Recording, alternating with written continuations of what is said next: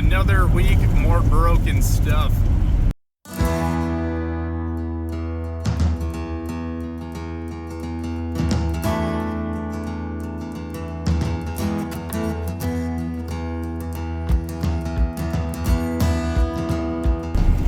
Another fun start to the week here. So I actually started off this morning by getting a little over 200-mile trip for some parts. Just a couple little different parts we needed there to get the header fixed for the combine so we can get cutting again. Heading out there right now. But hopefully we'll have this thing all put back together before lunchtime so we can get going with a little more harvest again here. So I figured I'd show you guys kind of some of the parts we're dealing with, or one of the parts anyway. So this little piece here attaches under here, kind of do our wobble box. That way it drives our sickle for the header to cut. So it's very important for the header. But this little piece is $350 for just this one piece. And it wasn't the only thing that broke too. We have another thing sitting in the pickup there. I don't know how much that piece was, but I could not believe that this thing was $350. So yeah, we have these expensive machines and they have very expensive parts as well. So this is our whole new setup here. All those little holes are just gonna line up kind of right under that bar, and then it holds all the sickle to that. And this is what actually drives our whole sickle section back and forth to cut all the grain. Well, here we are. First of the harvest you guys get to see, and actually the first load I'm seeing out here as well, is brought that other truck out here. But here we go.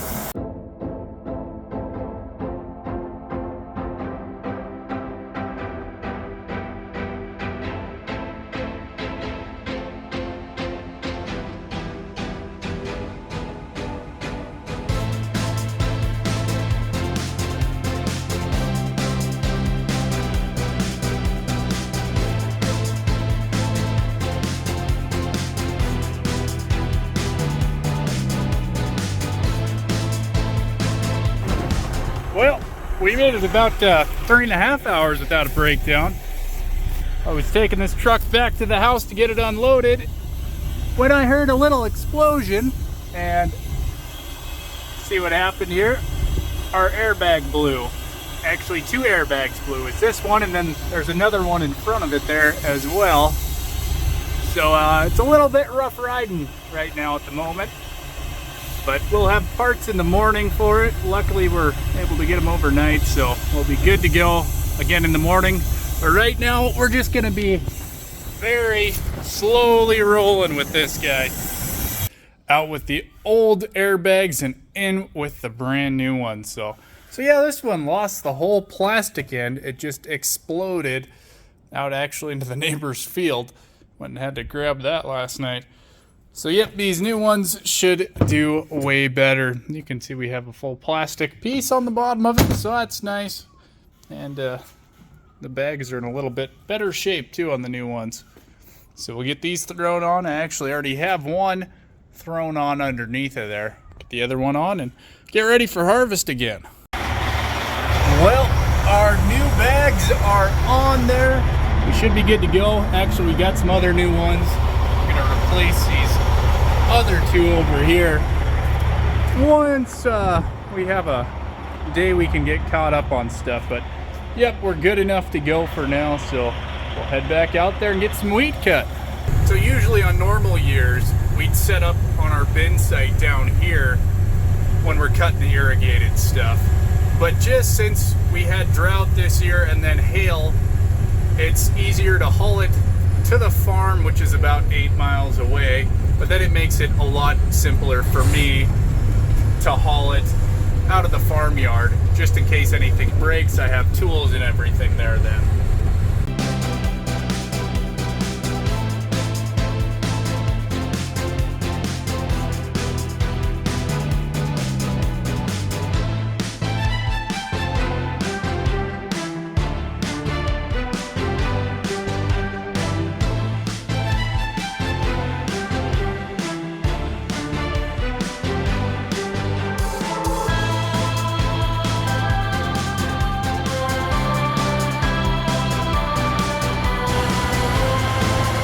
And off we go cutting again this morning. Good to see you. Hopefully we do not have any breakdowns today, but you never know. So during harvest time, my job is mostly being the truck driver. So I'll kind of show you some of the things that I do every day. So most of the time, I'm usually the one that comes out first and services the combine, fueling it up, greasing it, just checking things over. But this morning I had to get this truck fixed, get those airbags put on. And then the next thing after that is I'll go through and I'll just check the oil quick on the truck before I start it up.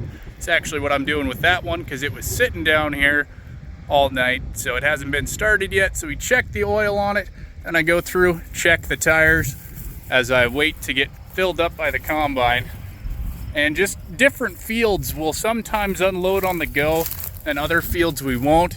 We tend to not unload on the go out on the irrigated stuff because these pivot tracks are pretty deep. I'll show you here. Yeah, so you can see these things are kind of deep and rough, and we don't cut along them when we're harvesting. We'll just cut straight a little bit easier with the combine there. But yeah, these things are deep, they're kind of hard on things, so we tend to not unload on the go on the pivots. Always something broken. I just found this when I was checking tires. So we got a little hole forming and it's through the wire on part of it here, so hopefully this tire doesn't blow out. Hopefully we got some other used ones at the shop.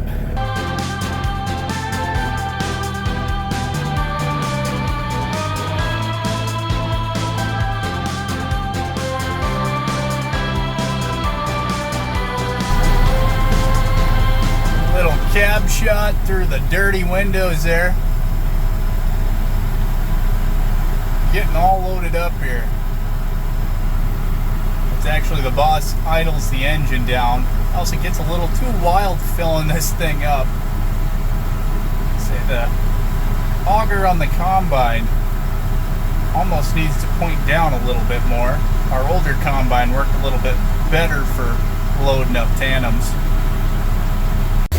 All right, we are now out here on the other half of the truck driving operation. We'll flip the camera around and I'll walk you guys through what we're doing out here. So this is the unloading portion. I turned everything on and got everything going already. But on a slower day, I might show you guys step by step how all this works. But when we're unloading, we're just kind of keeping an eye on our auger, making sure we're not overfilling that. I do like to check the auger sometimes too, usually first thing in the morning, just to make sure nothing moved overnight. Sometimes it'll kind of settle overnight, or if the wind blows, it'll move it a bit. But other thing we got to do, we just grab a little sample. I like to take 2 samples out of each truckload there, and then that just goes in our bucket, and then it kind of just represents sort of the grain in our bin, and then we take that to the elevator when we go to sell it. So then another thing I did for this load, just because we switched fields, I put a little piece of duct tape up on the bin there. I'll zoom in so you can see it. But that just kind of determines how much we got off of that one field, and then we'll keep filling it up after that.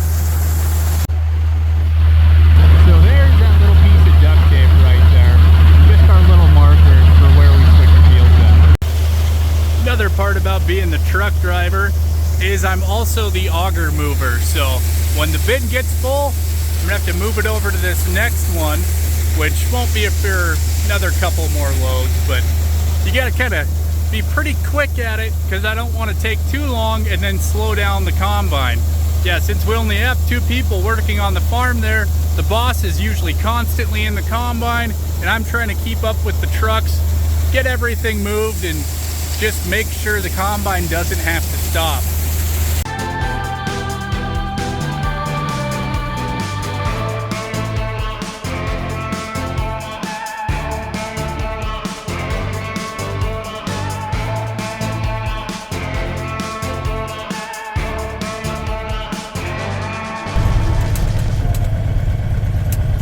nice, cool morning. There is a ton of bales out on the pivot. The neighbor got baled up last night, and he's got a bunch of them baled up on the other field as well. Man, it's just beautiful out this morning. A gorgeous sunrise coming up out there. Wonderful to see, but then it's gonna get hot later. Boss just fired up the combine. There's a little bit of dust inside of that thing. Holy cow, just an absolute cloud of it this morning. He's just starting off and getting going out here. Hopefully we'll finish this field up today. So this morning we actually moved the auger into a new bin here.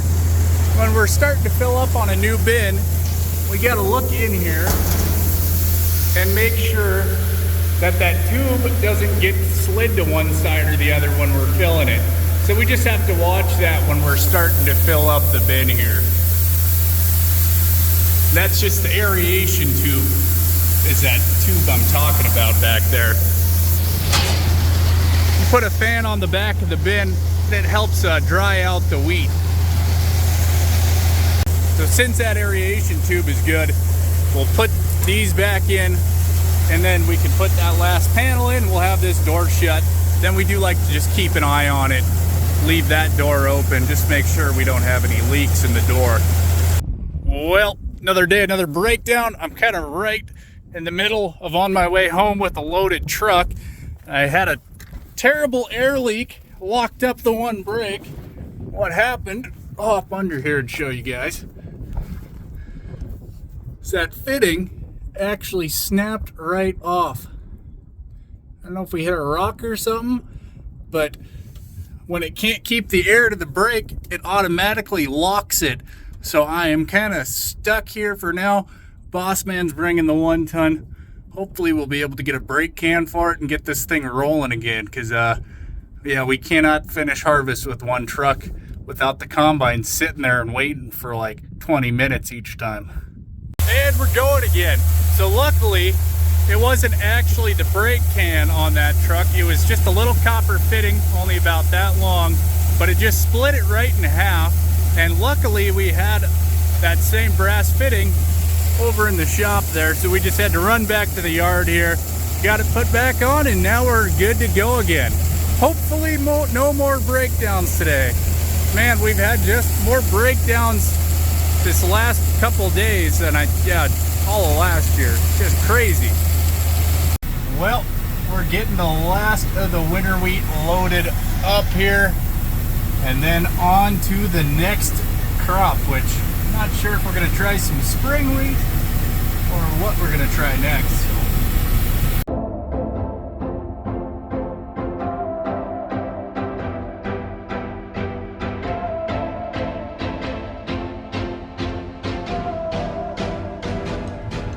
Everyone, we are out in the combine, and I almost made it one whole pass before the combine broke. So our sickle bar snapped on us, so I'm going to show you guys what happened there. So you can see it's all plugged up on the sickle here, which means it wasn't cutting. And what happened was right here it just snapped the whole sickle bar right into 2 pieces. So the only part that was actually driving was just this little end here. I don't even know how that guy ended up in there. Man, this is, I don't know if John Deere just has some really poor sickle cutter bar type metal or what, but well, we welded that end of the sickle bar solid, so it should not break anymore. Hopefully, I don't know what we're gonna hit if that thing breaks again, but now we are out here just zipping through some of the spring wheat. This stuff got hailed out, so you can probably see from the video it's not the best looking stuff. So we're cruising along about 5 miles an hour there, just kind of zipping through it, seeing how much we can get. We're getting about 12 to 15 bushels an acre, so it's not too terrible for the amount of drought we had out here, and then just all the hail too, so it's kind of surprising there's actually that much getting off this field. Well, it only took a couple hours, but we're getting one load unloaded here. It's kind of nice being the combine driver today. I really enjoy having the AC, so yeah, hopefully this thing keeps working well here so we can just get all this kind of poor looking weed all off the field and see how much we end up with. So I just moved fields. I'm only like an eighth of a mile over from that other field. You can actually kind of see it over there. But man, it's amazing how much of a difference just a little tiny bit of distance can make, man. This stuff is way, way thinner than that other field. Sometimes we're getting 12, 13 bushels and then it drops down to 0. So yeah, I don't know, we'll see. It's got almost a half full tank and I've cut 25 acres, but we're just kind of zipping through this stuff. And our biggest problem is trying to actually get the wheat into the header. In some spots it's so thin it doesn't even want to actually go into the header, but it's working pretty good right here. But yeah, some spots are way, way worse.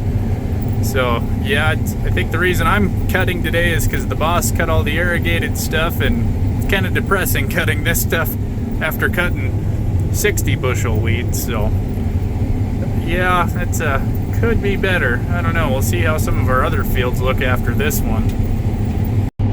So that's the other thing when it's thin like this, and like I said, you can kind of see there now it's not feeding very well. And what seems to be helping is we're just actually speeding it up a little faster, so I'm anywhere from 5.5 to 6 miles an hour now. I'm about 5.6 right now while I'm recording.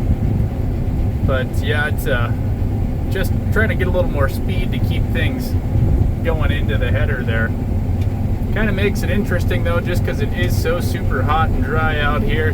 So I'm really watching out for rocks and stuff out in the field here, which luckily there's not a ton out in this field. But the last thing we want to do is start a fire, because it would get pretty nasty pretty quick, and it's actually pretty windy out there too. I don't know if you guys can see that in the rear view mirror there, but yeah, we got a nice big old breeze. So yeah, sorry I haven't been able to hang out with some of you guys and watch some of your guys' content, but like I said, it's kind of all focus on right in front of the header right now.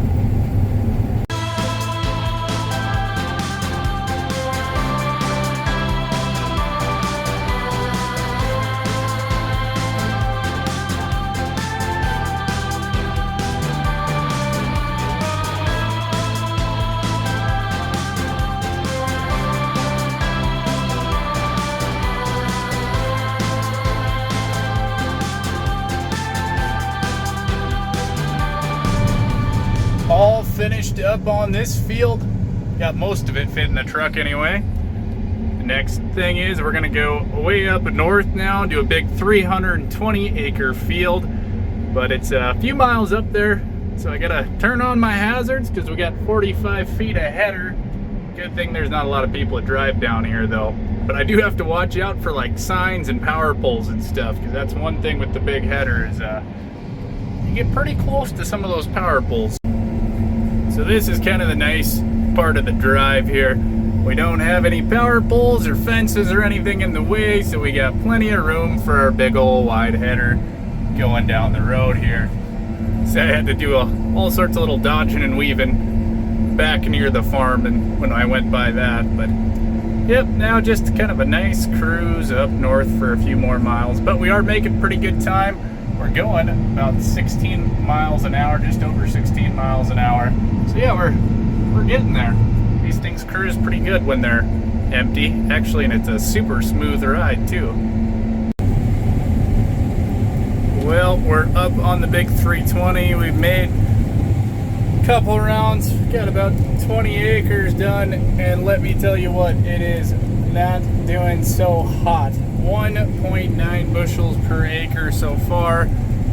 I cut a pass right down the middle of the field just to see if it was any better out there, and it went from 1.9 to 1.8. So it's just completely terrible. Boss still doesn't believe me, so he just told me to keep cutting, but he's gonna try in the morning, and then he gets to see how bad it really is. So not fun one bit.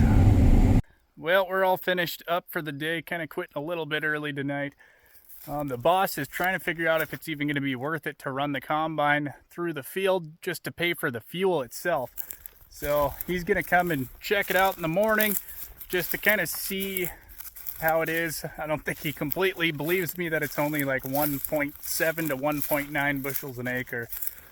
But yeah, he'll figure out in the morning, and I think he's going to be pretty surprised that it's that bad. So not always fun, and say especially when it's a long day and stuff too, and it's hot out. And not always a blast, but part of Mother Nature. You can't do anything about it, so you got to deal with it and hope things are better next year. Even though harvest isn't going our way, though, that's just an absolutely picture-perfect sunset out there. Man, that is one thing. The big sky country sunsets are always just absolutely beautiful. Good morning, guys. It's Friday morning, one day closer to the weekend, but doesn't matter to me much because I got to work Saturday anyways. But we're just starting off the day getting a little servicing done, so I figured I'd show you guys what we got to do every morning. So to start things off in the morning here, first thing I do is start fueling up. But the very first thing we do is actually fuel up our service pickup at the yard there. That takes a little while. Then we start our actual fueling of the combine. We also need to top off our DEF every day too, about 2.5 gallons of DEF. Just one more thing with the newer machines. Then the other thing I like to do while I'm up here is change the oil too. So I'll kind of show you guys how we do that if I can do it with one hand. Got to pull this little pin out, lift up the ladder, pop that out of the way, pull this shield back, and there's where we check our oil at. Just like to make sure we got oil in the engine before we fire up the combine. Always a good idea. Sometimes you never know what happens when you're cutting all day. So the other thing we like to do while we're up here is check our coolant level. It's kind of hard to see, but there is a little tank in there with a sight glass. Just kind of making sure everything's okay and good to go. Then after we're done fueling and stuff, or while it is still fueling, I can start greasing all the grease zerks on the combine. Not all of them, just the ones that need it every day. We get some of the shields all opened up, ready to grease. Still fueling, wait for that. It does take a while. We've got our shields open up on this other side, ready to grease the stuff on this side. So we just like to keep a grease gun on the combine just in case we don't have the 1-ton with us some days. So we'll start greasing and yeah, start hitting all of them. Say some of the main ones I like to do is just like the wheels and stuff, because you are doing a lot of turning throughout the day. And then our rotor drive up here. So we're not done servicing yet, but we are done fueling and loading up DEF in this thing. So we're going to start it up, and then we can finish all our greasing and stuff. That way the combine's all warmed up and ready to go. So let's fire it up here. Actually, I'm going to open the door a little bit too, just so you guys can hear this thing firing up.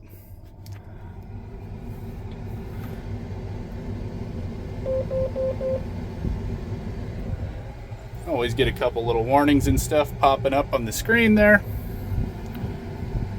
We should be good.